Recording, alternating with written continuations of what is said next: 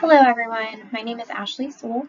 I'm a student in the Texas Tech MSN Education program, and I'm going to review several important topics pertaining to pediatric respiratory conditions in a series of 4 mini lectures. I've been a pediatric nurse for about 7 years, with my specialties being pulmonology and management of complex airways. I'm currently a clinical educator at Children's Health for the pulmonology and rehab units. We're going to start off by talking about oxygen modalities and respiratory assessment in pediatrics.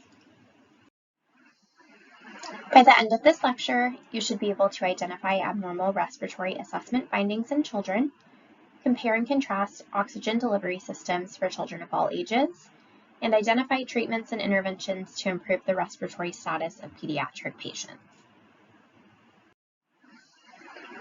For any baseline patient assessment, we want to include a set of vital signs. When we're focusing on respiratory assessment, the respiratory rate and pulse oximetry reading are going to be the vitals of our focus. You will also need to note your patient's respiratory effort. With this assessment, we'll observe whether breaths are shallow or deep, regular or irregular, whether the patient has retractions, whether they're using abdominal or accessory muscles to breathe, and whether they are nasal flaring or head bobbing. Note that infants are obligate nose breathers. If they have significant amounts of secretions or an airway obstruction of any kind, they cannot compensate by mouth breathing like you and I. Does the patient have abnormal upper airway noises like stridor, stertor, or grunting? What do their lungs sound like? Are they coughing? If so, is it a dry cough? Is it a productive cough? Are they having any secretions? If so, what do they look like?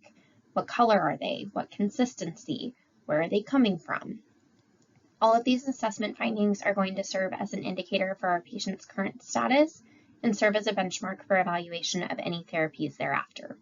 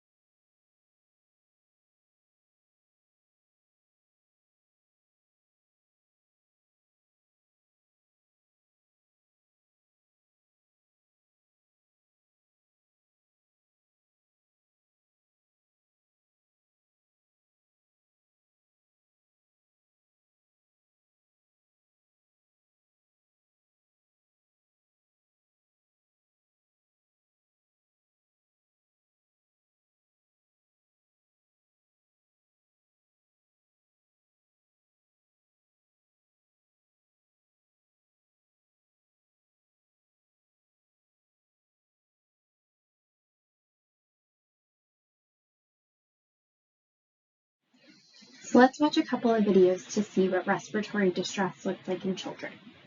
While you're watching the videos, jot down some notes of what abnormal respiratory findings you see.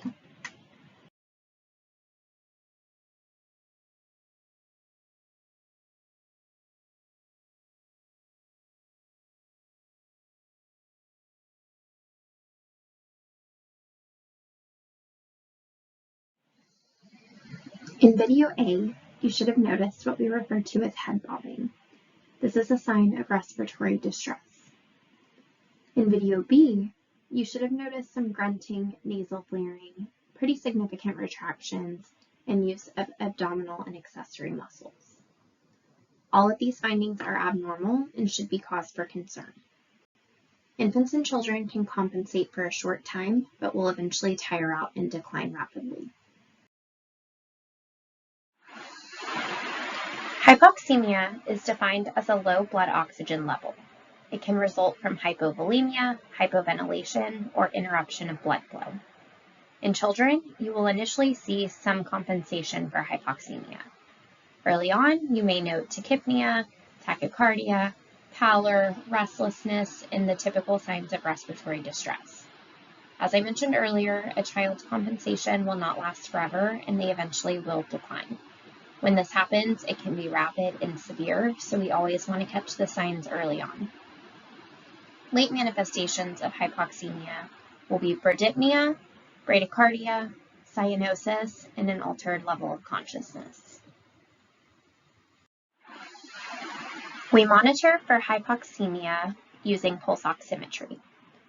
Pulse oximetry is a non-invasive device that's used to measure blood oxygen levels, and it's a helpful tool for assessing respiratory status and/or the effectiveness of oxygen therapy. It's typically a probe or a clip that is secured to the fingertip, toe, foot, or earlobe and uses a battery or electric sensor to detect blood oxygenation at the site of use.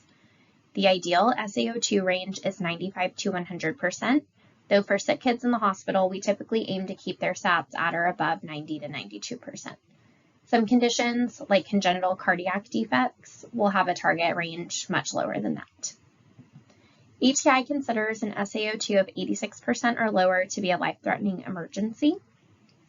While we would not want a child who normally sats in the upper 90s to sit at 86% for a long period of time, and that would warrant intervention, that's not something that would typically be setting off code alarms on the unit. Transient DSATs have been noted in healthy children. When you're selecting a site for probe placement, pick a site that is clean and dry with good perfusion. For example, if you have a patient who has Raynaud's disease or poor perfusion to the fingers and toes, it's probably not a great idea to put your pulse ox probe on those areas because it will skew the results.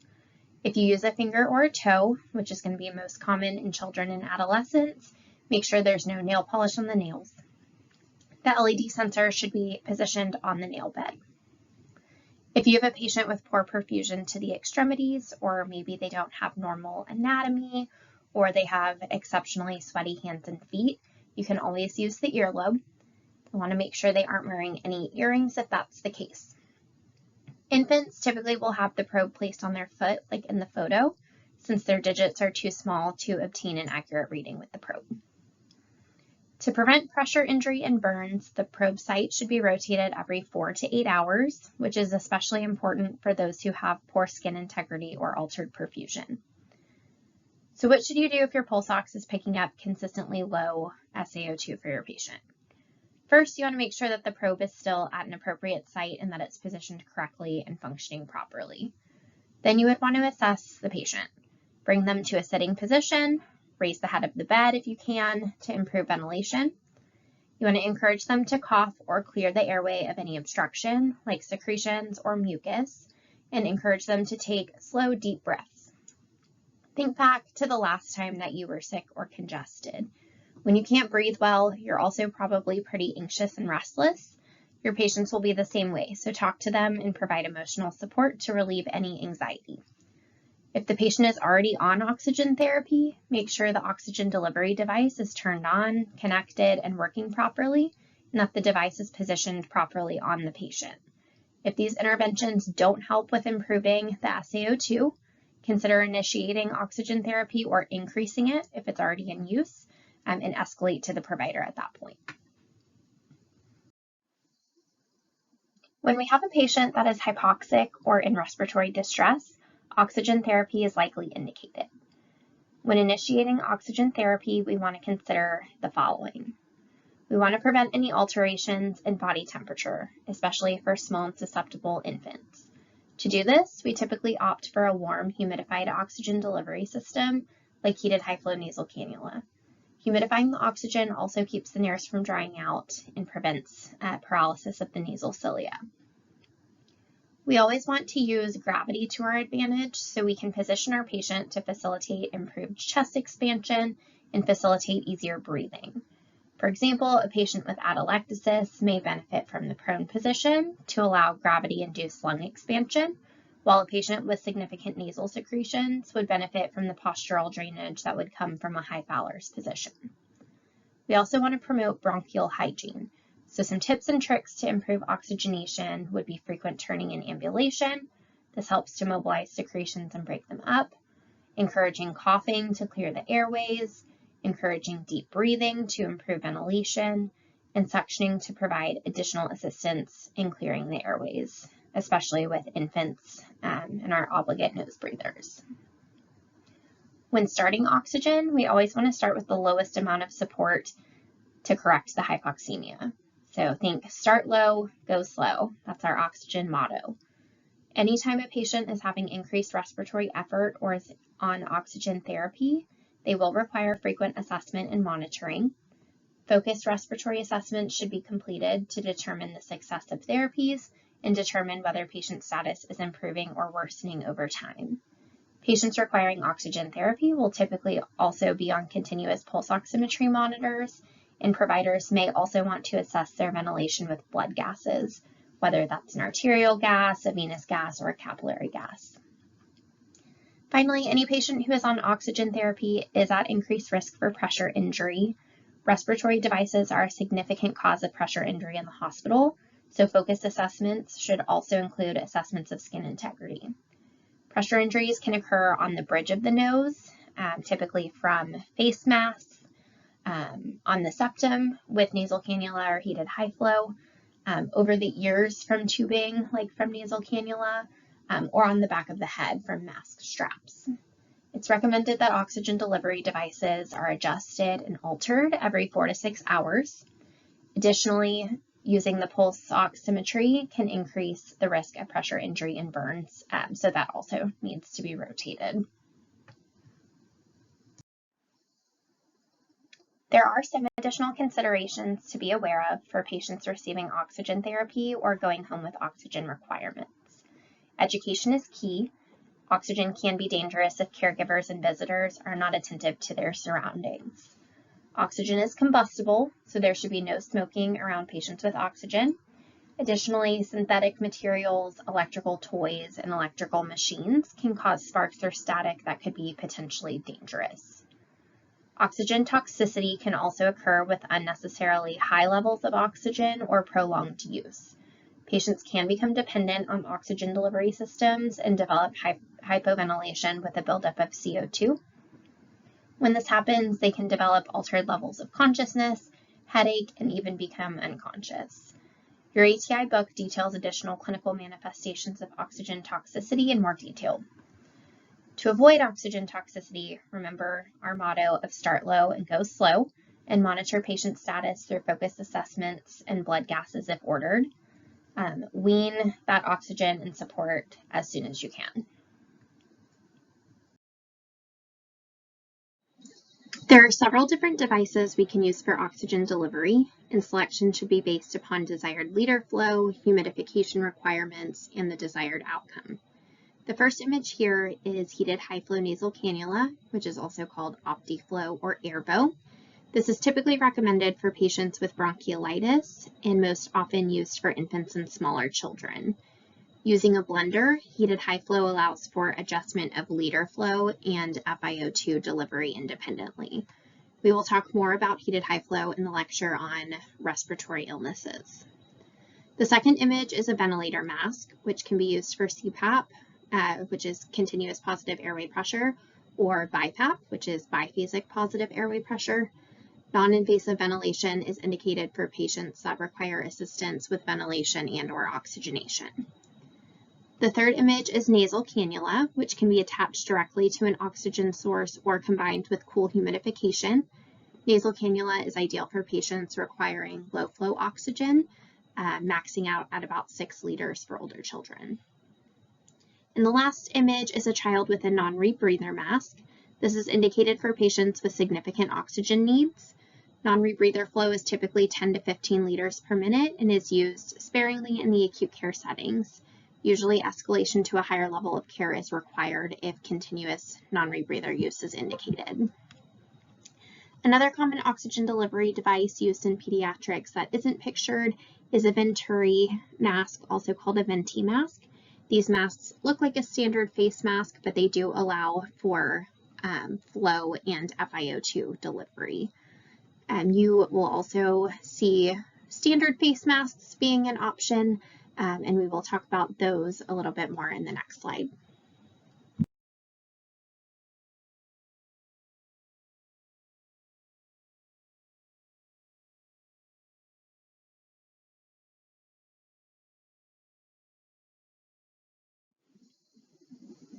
Your ATI book covers the specific oxygen delivery devices in detail. Some benefits of choosing nasal cannula is that patients can eat, talk, and ambulate easily. Cons are that they pose a pressure injury risk, and the nasal prongs can easily become dislodged from the patient's nares. Standard face masks can be used, but non-rebreather and Venturi masks are more common in my personal experience. Masks are beneficial in that they can help to reduce rebreathed CO2, and they are especially good for patients who are mouth breathers. However, they are less comfortable and not as well tolerated by patients for long periods of time. An oxygen hood is not something that I have personally seen used, but ATI does mention it, so be sure to review that. We will talk about artificial airways here in a few slides, which include endotracheal or tracheostomy tubes for ventilation. However, there are also non-invasive ventilation methods that are available if kids without an artificial airway need additional support. Ambu bags, as I'm sure you all have seen in the clinical setting, are used to deliver positive pressure during a code or a rescue breathing situation. They can be standard bag valve masks or they can be self-inflating, but they must be connected to oxygen when in use.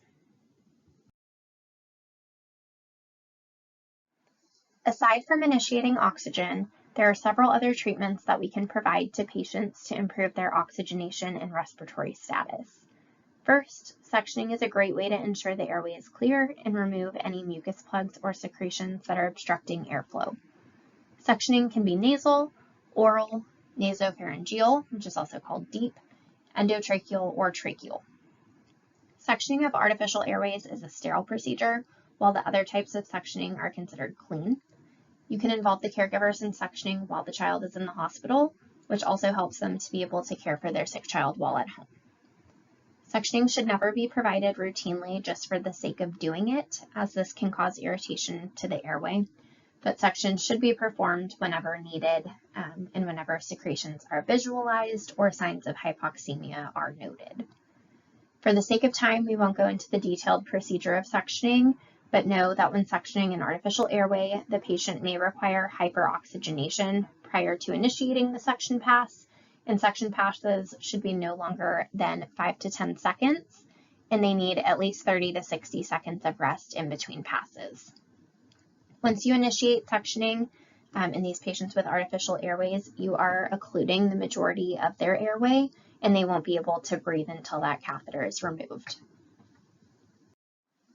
There are a number of medications that can be administered via inhalation that can treat respiratory illnesses and improve a patient's respiratory status. When medications are administered via inhalation, they can be given either by a nebulizer or by an inhaler. Before administering the medication, you want to obtain a baseline respiratory assessment, monitor for any adverse reactions to the medication during and after the administration. With that, we're primarily looking for bronchospasm or laryngeal edema, and you want to obtain a follow-up assessment after completion. Nebulizers break up a liquid medication into minute particles that disperse through the respiratory tract. Medications like bronchodilators, mucolytics, corticosteroids, and antibiotics can all be given with a nebulizer with use of a mouthpiece, face mask, blow-by, or with an artificial airway. Typically, nebulizers will take about 10 to 15 minutes to administer a full dose of medication, so they do take a bit of time. Metered dose and dry powder inhalers are primarily used for bronchodilator and corticosteroid medications. So for those, think asthma, reactive airway disease, recurrent croup.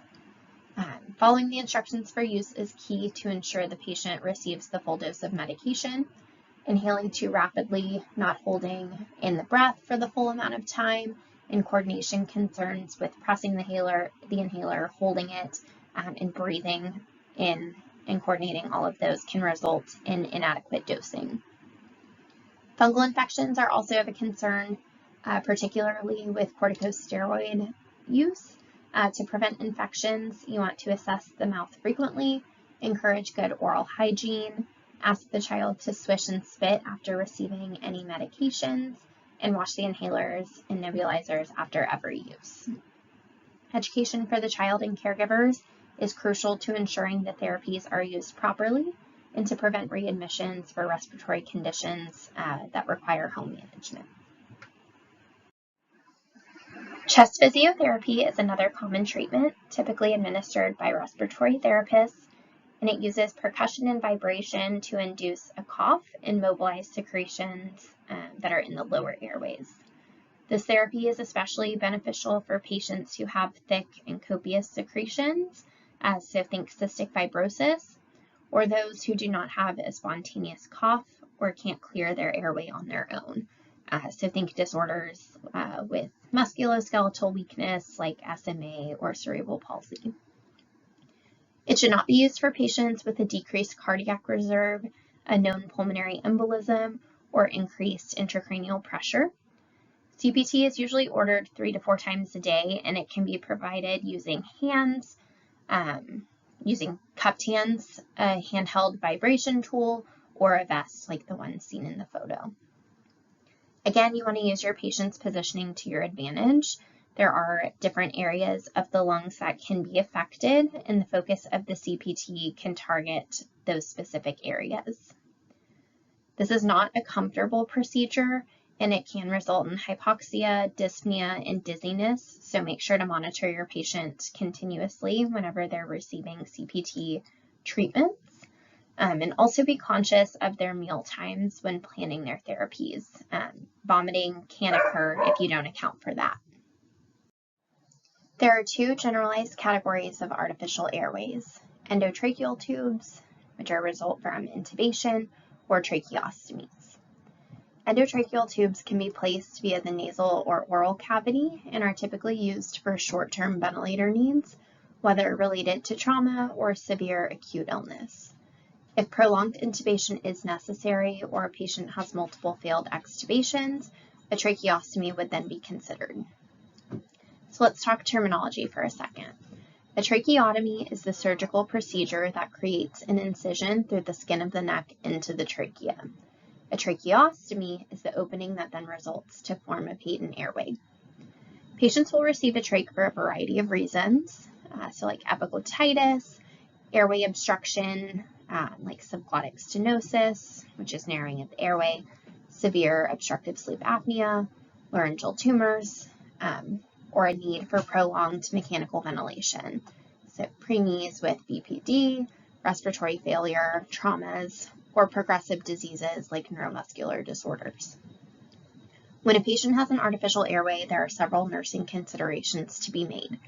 First, the trach stoma and neck under the trach ties are at risk of skin breakdown, granulation tissue, and infection, so trach care should be done routinely. ATI says every 8 hours, but our hospital policy is daily and then whenever wet or soiled.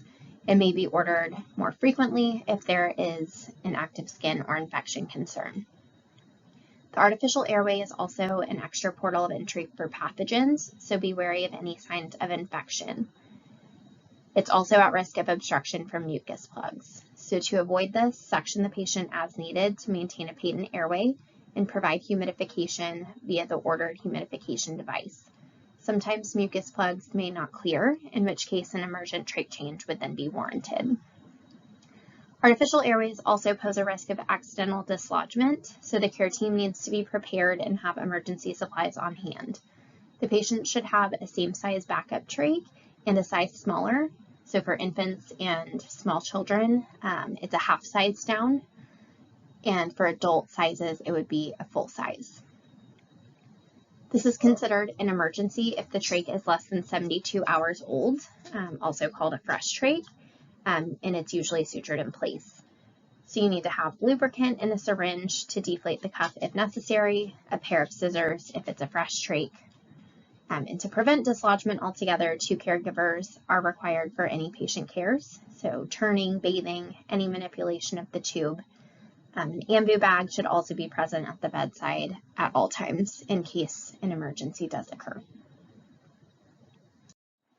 So key takeaways from this lecture: make sure that you always complete a thorough respiratory assessment for all of your patients. Use pulse oximetry to assess hypoxemia if it's ordered. There are many different oxygen delivery modalities, all of which have their own pros and cons. If you are using oxygen therapy, always start low and go slow. Use nursing interventions like positioning, suctioning, and deep breathing first before initiating oxygen therapy. Inhaled medications can be given via nebulizer or inhaler. CPT is used to mobilize and break up secretions for clearance, and artificial airways require special considerations and emergency preparedness. Make sure to consult your ATI book for additional information regarding oxygen modalities and assessments in pediatric patients.